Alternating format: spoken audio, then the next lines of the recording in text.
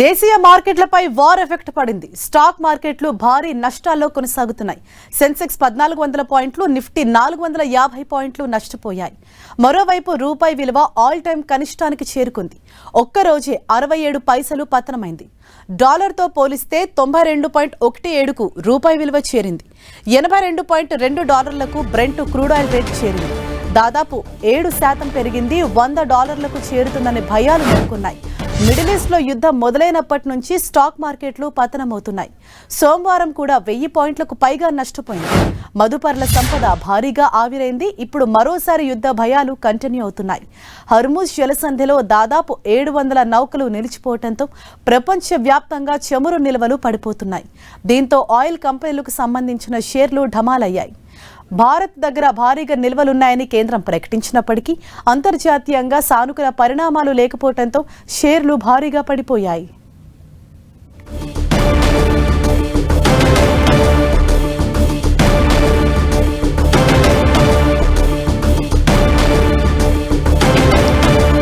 Right, overall గా దీనిపైన analysis అందించేందుకు స్టాక్ మార్కెట్ ఎనలిస్ట్ ప్రభు గారు మనకు ఫోన్ లైన్ లో అందుబాటులో ఉన్నారు. సార్, గుడ్ మార్నింగ్ అండి. హలో, వెరీ గుడ్ మార్నింగ్ అండి. ఎస్ సార్, అంటే స్టాక్ మార్కెట్లు మనం చూస్తున్నాం, నిన్న కూడా నష్టాల్లోనే ట్రేడ్ అవుతున్నాయి, ఇవాళ కూడా అలాగే నష్టాల్లోనే ఉన్నాయి. సో ప్రెసెంట్ అసలు మార్కెట్ పరిస్థితి ఎలా ఉండొచ్చు సార్? అంటే నిలదొక్కునే ఛాన్సెస్ ఏమైనా ఉన్నాయా? అంటే స్ట్రైట్ ఆఫ్ హార్ముజ్ క్లోజ్ చేసినప్పుడు ఆ ఆయిల్, క్రూడ్ ఆయిల్ ఎఫెక్ట్ పడుతుంది.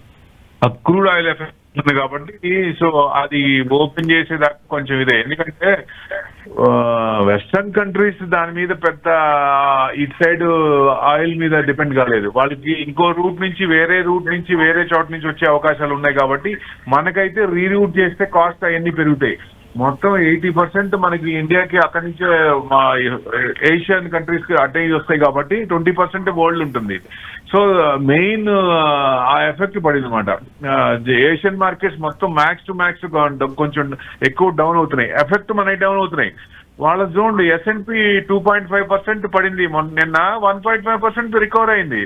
వాళ్ళు యుఎస్ మార్కెట్స్ బ్యాడ్ ఉన్నాయి, మళ్ళీ వాళ్ళు కవర్ అవుతున్నాయి.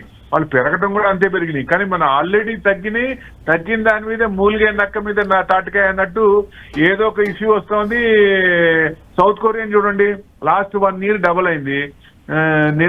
నిన్న 7%, మొన్న 7%, 14% టూ ట్రేడింగ్ సెషన్స్ లో. అంటే మరి ఎంత ఇబ్బంది అంటే ఈ టెన్షన్స్ గల్ఫ్ వాటిల్లో ఇదంతా టెన్స్ ఉంది కాబట్టి సో డెఫినెట్ గా ఆ crude oil effect straight of Hormuz పడింది. సో ఇది ఎంతవరకు ఎక్స్కలేట్ అవుతుంది, ఎంతవరకు పోతుంది అనేది చెప్పలేకపోతున్నారు. అంటే రెసిస్టెన్స్ లెవెల్స్ ఏమో 25,400 లెవెల్ అది దాటితే పాజిటివ్ వస్తుంది అనుకుంటే, డౌన్ సైడ్ సపోర్ట్ లెవెల్స్ తీసుకోలేకపోతున్నాం. ఎక్కడ ఇంకా కన్సిస్టెంట్ గా నిఫ్టీ 600 పాయింట్స్, 800 పాయింట్స్ చేసి 250 పాయింట్స్ కవర్ అయ్యి 600 పాయింట్స్ లో డౌన్ లో ఉంది. మనది కూడా 485 points down, 500 points down. So west Asia conflict అనేది ఇప్పట్లో అయ్యేటట్టు కనపడలేదు. అది కూడా ట్రంప్ ఏమన్నారంటే, నేను బ్యాటిల్ షిప్స్ తో సపోర్ట్ చేస్తాను, ఆయిల్ ని ఇది చేస్తాను అన్నారు. అన్నప్పుడు కొంచెం మార్కెట్ నిన్న కొంచెం ఇదైనా గోల్డ్ కొంచెం తగ్గినాయి నిన్న. మళ్ళీ ఇంకా తగ్గుతుందేమో అనుకున్న టైంలో మళ్ళీ నమ్మకం లేదు. ఆయన మాటల మీద కూడా నమ్మకం లేక బ్యాటిల్ షిప్స్ మీదే మళ్ళీ వాళ్ళు కూడా ఇరాన్ కూడా మళ్ళీ అటాక్ చేస్తే ఎట్లా సపోర్ట్ చేయాలి, ఎట్లా ఇది బయటికి రావడం కష్టం కాబట్టి వాళ్ళు డౌట్ వచ్చింది. మళ్ళీ ఏమంటే నిన్న గోల్డ్ పడ్డాయి, పెరిగిపోయినాయి, అది రివర్స్ అవ్వగానే. So main west Asia conflict ఒకటి క్రూడ్ జంప్ అయింది. క్రూడ్ బాగా మీరు అన్నట్టు $100కి వెళ్తుందా అంటే, ఇంకేదైనా కొత్త ఇష్యూ వచ్చినప్పుడు $100 కిందగా వెళ్ళిపోయే ఛాన్సెస్ ఉన్నాయి. సో గ్లోబల్ క్యూస్ వీక్ గా ఉన్నాయి. సౌత్ కొరియా, కార్ప్స్ ఇవన్నీ కూడా బాగా 10% పడ్డాయి. సో మెయిన్ FII సెల్లింగ్ వాళ్ళేం ఆపలేదు, కంటిన్యూగా అమ్ముతూనే ఉన్నారు వాళ్ళు. రూపీ వీక్ అయిపోయింది. నిన్న 51 పైసా, వాళ్ళు 69 పైసా. అంటే ఏ రకంగా దారి చేస్తుంది చివరికి క్రూడ్ లాగా ఇది కూడా $100 అంటే ఇది కూడా 100కి వెళ్ళిపోతుందా? అంటే $1 ఇది కూడా 100 రూపీసా? సో వాలటాలిటీ ఇండెక్స్ కూడా భయంకరంగా పెరుగుతోంది. 20%కి 20.83 అంటే 22%కి వెళ్ళింది. అదే అంటే మార్కెట్ లో అన్సర్టనిటీ ఉంటే వాలటాలిటీ ఇండెక్స్ పెరుగుద్ది. అది ఎట్లా స్ట్రైక్స్ అంటే స్ట్రైట్ అవే పైకి ఇట్లా ఒక గీత గీసినట్టు పైకి లేస్తుంది. అంటే మార్కెట్ లో అన్సర్టనిటీ బాగా ఉంది, క్లారిటీ లేదు. ఆ క్లారిటీ వచ్చేదాకా మార్కెట్ ఇలానే ఉంటాయి. సపోర్ట్ లెవెల్స్ కింద సపోర్ట్ లెవెల్స్ ఎంత వరకు పోతుందో చెప్పలేమండి. సో ఇంకా పడుతూనే ఉంటాయి. Falling knife you should not catch. అంటే ఎవరైనా సరే ఆల్రెడీ ఉండి లేకపోతే ఫ్రెష్ బయింగ్ చేయాలన్నప్పుడు కొంచెం ఆగటం బెస్ట్. ఏది ఈక్విటీ ఇన్వెస్ట్మెంట్ ఆగటం చూసి చేస్తే మంచిదని నా ఉద్దేశం. ఎస్ సార్, అంటే మీరు అన్నట్టుగానే డాలర్తో పోలిస్తే ఇంతకు ముందు ఎన్నడూ లేనంతగా భారీగా ఇటు రూపాయి విలువ సైతం పడిపోయింది. మరోవైపు గోల్డ్ మొన్నటి వరకు పెరిగింది. సేమ్ అంటే యుద్ధ భయాల వల్లనే గోల్డ్ రేట్స్ పెరిగాయి, కానీ మళ్ళీ ఇప్పుడు తగ్గింది. అంటే అసలు ఏ విధంగా చూడొచ్చు అంటారు? గోల్డ్ అంటే ఎఫెక్ట్ కొంచెం ఉంది. ఇప్పుడు మెయిన్ క్రూడ్ ఎఫెక్ట్ మీద కొంచెం ఇదైంది కాబట్టి వార్ ఇప్పుడు ఇంత యుఎస్ లను ఇజ్రాయెల్ ని ఒక రకంగా ఇరాన్ తట్టుకుంటుందంటే అంటే ఒక రకంగా ఇరానే పైకి అన్నట్టు అనిపిస్తోంది. ఎందుకంటే అంత స్ట్రాంగ్ ఉన్న లీడర్స్ ని వాళ్ళనే, అంత టెక్నాలజీలో అంత ఇది ఉన్న వాళ్ళనే వీళ్ళు తట్టుకునే చాలా చోక్ పాయింట్స్ లో ఇబ్బంది పెడుతున్నారు. ఇది సివిలియన్స్ కూడా ఎయిర్పోర్ట్స్ క్లోజ్ అయినాయి. దుబాయ్ కానీ దోహా కానీ చాలా అన్ని రకాలుగా ఎక్కడ ఇబ్బంది పడాలో సివిలియన్స్ బాగా ఇబ్బంది పడుతున్నారు. సో అది ఎఫెక్ట్ అంత రాదు అనుకున్నప్పుడు అది కూడా ట్రంప్ కూడా ఫస్ట్ లో అంత చెప్పలేదు. నిన్న అనుకుంటా ఆయన ఏం చెప్తాడు, ఇంకా 3 to 5 weeks ఉండొచ్చు అనేది. అంటే ఆ 5 weeks దాటినా గానీ నేను ఇంకా ఆగను, ఇంకా చేస్తాను కంటిన్యూషన్ అనేది హింట్ ఇచ్చాడు ఆయన. అప్పుడు మరి మార్కెట్ కి భయమే కదా. సో అందుకని గోల్డ్ ఏదైనా 163 అంటే 170 దాకా రావచ్చు అనుకున్నాం. గోల్డ్ 163 దాకా వచ్చిందండి. ఇవాళ 1900 పాయింట్స్ పెరిగింది. సిల్వర్ చూస్తే మీకు 5000 పాయింట్స్ పెరిగింది, 271. సో అంటే ఎక్కడి వరకు వెళ్ళొచ్చు అంటే మీకు 3 lakhs వరకు ఎక్స్పెక్ట్ చేసాం. బట్ 285, 283 ఆ రేంజ్ వరకు వచ్చి కొంచెం తగ్గినాయి.